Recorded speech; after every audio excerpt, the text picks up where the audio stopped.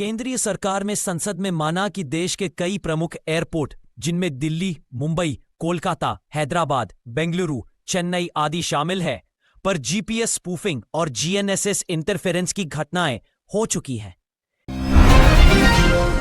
International maritime organisation (IMO) की परिषद में भारत को कैटेगरी बी में फिर से चुना गया।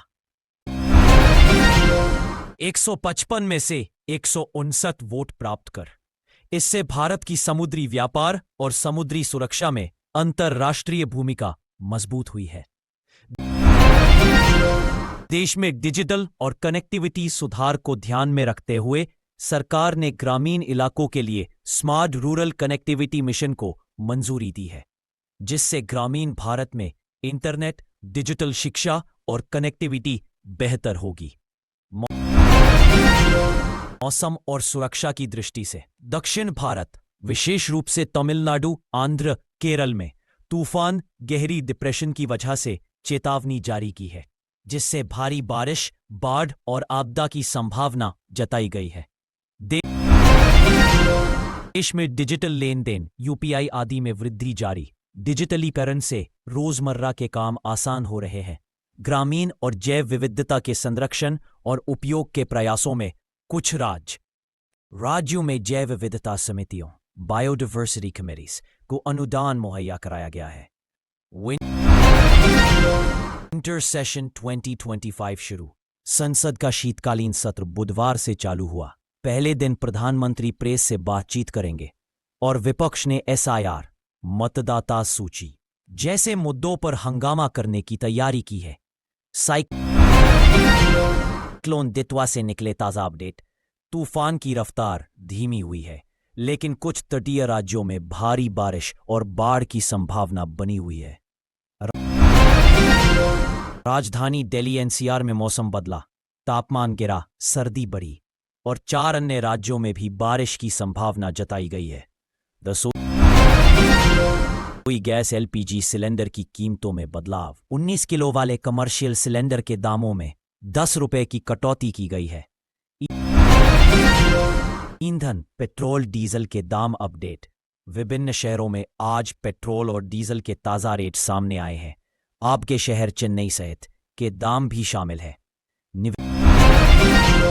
निवेशकों की नजर इन स्टॉक्स पर Maruti Suzuki, Cipla, ITC, Reliance industries आदि पर आज बाजार देखने वालों की नजर बनी है।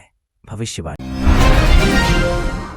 वर्ल्ड एड्स डे 1 दिसंबर को हर साल की तरह इस साल भी विश्व एड्स दिवस मनाया जा रहा है। सार्वजनिक स्वास्थ्य सुधार, देश में रोग निगरानी, डिजीज सर्वेलेंस को मजबूत करने के लिए एआई और रियल टाइम एनालिटिक्स को अपनाने की तैयारी है। विमानन से जुड़ी अहम कार्रवाई। विमानन नियामक संस्था डीजीसीए ने कुछ एयरबस A320 विमानों में किसी जरूरी बदलाव मॉडिफिकेशन का आदेश दिया है।